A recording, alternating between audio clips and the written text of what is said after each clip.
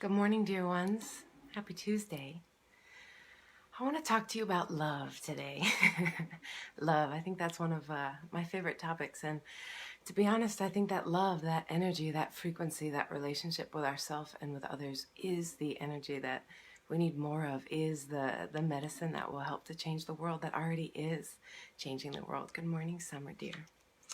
So, in the conversation about love, I think ever since we're small children, right, we're kind of sold through TV and media and culture that to really focus on falling in love with others. And I think that's powerful. I am so grateful for how many of you I love and how much your love feeds my life. But to be honest, this conversation of self-love, and what is it to love myself better, wasn't even brought into my awareness until I was about 30 years old.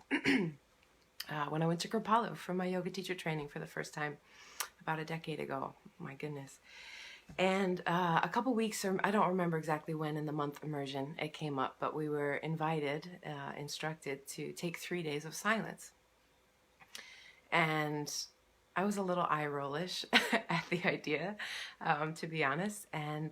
But didn't have much choice. I said, okay, go for it. But the interesting thing about going on a silent retreat at Kripalu is Kripalu Yoga Center is huge, and there's like 500 people in the building at times. And so to go in silence as part of a group, but then to go into a dining hall that's full of, hundreds of other voices. So the first day, I'll say, as I was wandering the grounds and I was it's like without speaking, my hearing got bigger. Good morning, Patricia.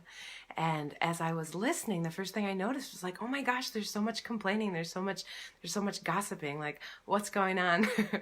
And, I found myself being super critical of the people around me, people I didn't know, but just like, come on, it's beautiful. We're here at Kripalu and you're complaining about things happening back home. There was so much complaining. And I was appalled and kind of mad. So I took off. We had a 2-hour lunch break and I took off walking the grounds. And there I was, alone with my own thoughts. And what I started to realize was that when I wasn't listening to other people's complaining, the voices inside my head, it was heartbreaking, to be honest, to listen to the way that I was talking to myself. That the voice, when nobody else was listening, most of the time inside of me was super hypercritical.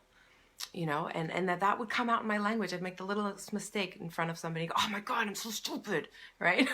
Or, oh, I'm such an idiot, right? Or how many times do those little phrases come out of our mouth as a representation of what's actually going on inside my own mind? Yeah, so Kripalu taught me a lot about, Kripalu Yoga is talked about as a path of love.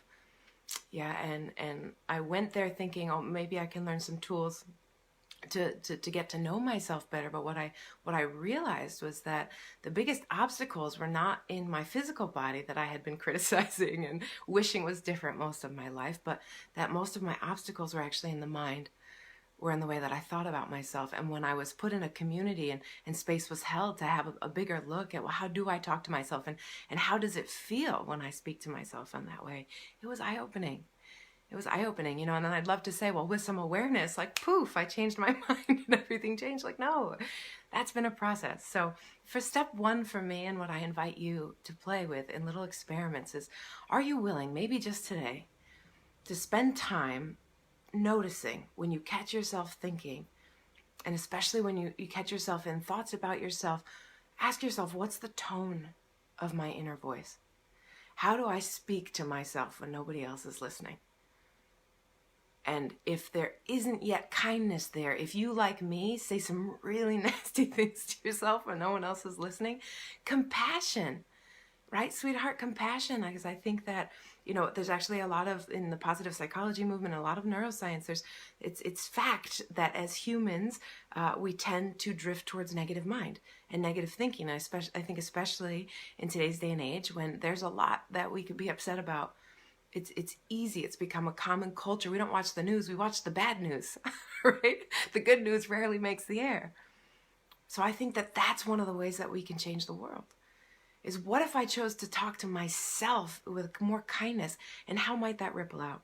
But beginning to change our thinking, it's both the easiest and the most complex in the world, right? Because so much of our thoughts are outside of our awareness, right? I wasn't fully conscious of of the fact that I had that habit. So I began this journey of how can I learn to love myself better? What might that look like? How could I start to practice that? And I'll tell you, when I was trying to figure it out on my own, it wasn't working. I was in a default pattern from the wiring of my mind to fall back over and over again into that negative self-talk, into scarcity thinking, into believing in hopelessness and that things weren't working. And what changed my life, and Patricia, I'm so happy you're watching, was the birth of a book group. I have this extraordinary friend, Patricia Lawfer, who I love so much. And she's one of those friends that, you know, I've been taught over and over again, look for people that bring out the best qualities of you. And there's so many now friends in my life that I can say that about, but Patricia was one of the first really powerful teachers by just showing up with her own passions and discipline to choose to live her life more fully, to read books, to bring other people's brilliant ideas into the mind where my own mind was lacking. So it was actually through my Young Living business and the birth of joining this movement of wellness, purpose, and abundance, a movement that requires that we take care of ourselves first. That we pause and take notice of, oh, this is where I'm suffering, sweetheart, and this is where I can heal myself. And so through one of Young Living's conventions, I heard about this book, Thinking Grow Rich for Women. I'm crying too. And I bought it, and I thought, oh my gosh, this is going to help me so much with the way I think about money, the way I think about myself. And I started to open the book, and I couldn't get very far, and I especially wasn't doing the exercises at the end. And I knew that my friend Patricia was one of those folks that doesn't just read a book. She reads it, listens to it, does all of the reading exercises, processes it, integrates it, and applies it. And I said, I want to be more like that. So I took all my courage, and I called her up, and I said, sweetheart, would you do this book group with me? This was, I don't know, maybe 3 or 4 years ago already. And I'll tell you what, it was life-changing. Patricia said, well, let's see who else wants to do this. And I got to meet another one of my now best friends, Kim, and I got to grow in closeness with my other dear friend, Mel, and all these other beings that we started to ask, hey, would you want to learn about this too? You know, maybe the way that we're thinking is really messing up our potential. Maybe if we stopped using our own thoughts and borrowed from people who've dedicated their lives to understanding a little bit better how to use the experience of being human to create change, right? So we gathered this group, we started reading together, and then I'm so blessed, my sweetheart, Tama Jackson, his parents are healers, and I thought, you know, it's one thing to work with the mind, and it's another thing for the whole body to catch up. And so we asked them if they would be willing to work with us while we were reading this book to help all of our being align with these new teachings. And we're so blessed that they said yes. And what I could never have guessed is that started a book group series that's gone off and on and off and on for years now. And each of those books that we've chosen and read together, and that's been one of the key pieces, is not just to read it, but to read it in community and to get to talk with each other and cry together and have big awakenings together and to hold space, right? It's hard to create new patterns, and here's why. It's not because you're stubborn or that you're not good enough. It's our wiring, right? To learn something new creates change. And that ancient part of the brain, that old reptilian brain, is terrified of change. And there's a wiring literally in the body that says, sweetheart, stay small, I got you. If you're right here, I can keep you safe. And that was really useful when there were saber-toothed tigers around the corner that if you went outside, they'd eat you. But life has changed. Life has changed. And I know, at least in my life, there have been so many times where I chose to live small because I was afraid. I was afraid to step out of my comfort zone. I was afraid to step into new understandings and how that might change my life or my relationships. But when Patricia said yes, and then when all these other friends in my life said, yeah, I want to learn that too. Oh, I want to do that too. Oh, that sounds better than what I've been doing. I was scared but able to do it anyway. Right? That part of my reptilian brain that was saying, no, don't try that on. That's different. That'll change everything. Felt safer in the community of friends. And so my invitation to you, dear ones, especially those of you who are entrepreneurs and dream chasers and seeking to create the life that you long for, I invite you to not do it alone. All right, so I come back to the theme of this class, love is your medicine. Your love is your medicine. I had to love myself enough to have the courage to ask friends to learn with me, right? And then from loving myself better, I was able to love others more, you know. And I think that at the beginning, it's easier to love on other people when I could watch my friends in the book group be vulnerable and have questions and you know, hit up against the same fears and the same obstacles. I could love them and say, oh my gosh, no, but you have to do this. Like, your vision is so big, your dream is so big. And they'd look at me laughing and say, you too, sweetheart. Right? So we borrowed from each other's love to love on ourselves more. And the change that's happened in each of us these last several years is so astounding in me. So your love is medicine. Your love is medicine. You know, the Buddha says that you can search this whole world over and you will find no one more in need of your loving kindness than you. No one more in need of your loving kindness than yourself. Take that to heart. You are the author of your own thinking. You are the authority of your life. And it is awareness that switched. I spent a lot of my earlier life living as a victim. I thought life happened at me. I was constantly blaming, well, if I had been the older sister and instead of the younger sister, I would have had more confidence. If I'd been born at a different time, I would have had something else. If I'd been born as a man, my life would have been this. And in that place of victim, I was hopeless and helpless. But when books and thinking and essential oils and community and my meditation practice and the teachings from my teachers at Kripalu and other spiritual teachers, when they started to reveal to me, I am the authority of my own life if I choose it. Everything changed. And it was scary, but it's been possible because of community, because of my willingness to open my heart just a little bit more each day and allow love in. You know, love was always surrounding me, but when I was believing that I had to do it alone, you know, that whole American dream and pull yourself up for the bootstraps, that was my defining part of my identity. I got this and I can do it alone. But loneliness, it turned out, was a petri dish for depression to foster and flourish and grow.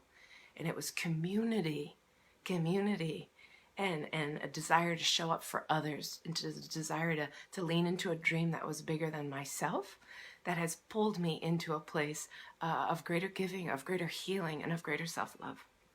So I want to close with a little call to action, because I think that self-love can be abstract. or at least for me, it was hard to even wrap my mind around at the beginning. So those of you, I know many of you watching are already Oilers, and if you don't already know about joy, one of the protocols, I'll call it, that I worked with in my own coming home to self-love was working a lot with joy. Young Living Essential Oils, you're working with frequencies, with energy, right? And joy is the frequency of self-love. So one of the ways I started to call back in, good morning, Jeffrey, call back in an energy of self-love was working with joy. And I'm going to highly recommend that those of you Oilers, if you want to play, even just this week, the trio, I think that Gary used to refer to it as the happiness protocol, but the trio that was hugely life-changing and helping me feel different in my life was a blend of these 3 oils. Valor, right? Valor is all about courage. It takes courage to love ourselves and others. So valor. Joy, a lot of joy. I love to put the joy right on my heart, right? Pour love into this sanctuary of love. And then the other oil I would use is called White Angelica. My dear friend's daughter refers to White Angelica as angel oil. She said when she uses it, it takes away her nightmares. And for me, White Angelica is just a protector. There's a lot of negative energy floating around, and there's also a lot of positive, beautiful energy.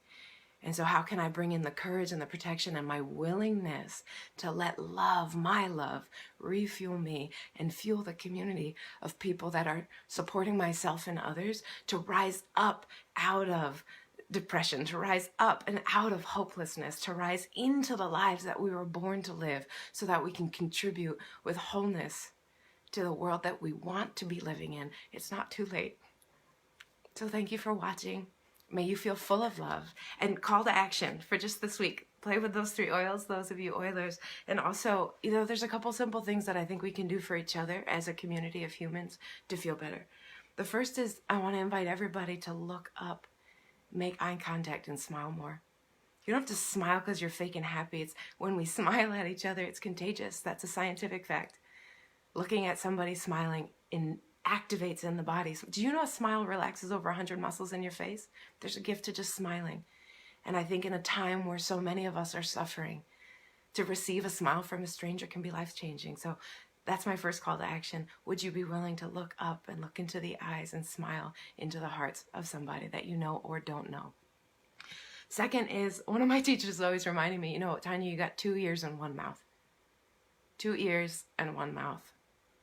I think most of us are in such a place of suffering and struggle and isolation, right? We spend so much time on our phones and not as much time with human interaction. And so 2 ears and 1 mouth, like, yeah, sometimes it feels so good to be able to talk and pour your heart out. Doesn't that feel good? And wouldn't that feel good to offer that opportunity to somebody else? Sweetheart, I know it's been a week for you or a month for you. Can I take you out for tea? Talk about it. I'd love to just listen to you. The gift of listening and receiving. So offer that. That's my next call to action. Offer that to somebody. Listen with your whole heart. Not to fix it, not to create things just for the sake of acknowledgement and helping others feel heard and seen in their life, in what's good and what's challenging. And my last call to action is that I encourage you in your own way to create book groups. Maybe it's a book group, some kind of study group, but what's something that you could learn and engage with that will help to shift whatever thinking is a current obstacle? Yeah, how can you call in your mastermind, your tribe to hold space for you and them in their learning? Right? I reached out to Patricia because I knew she, like me, was at the birth of an entrepreneurship adventure. And I wanted to have somebody else who, like me, was scared but really hell-bent on creating a life by design. And what I found out when I found her was that we weren't alone either, that community has grown and grown and grown. Thank you so much, Kim. Thank you so much, everybody. Right? So don't do it alone. Support and accountability, I think, are the 2 primary ingredients that help us actually show up to what we want to do with this life, right? What's the difference between a dream and a manifestation? It's action.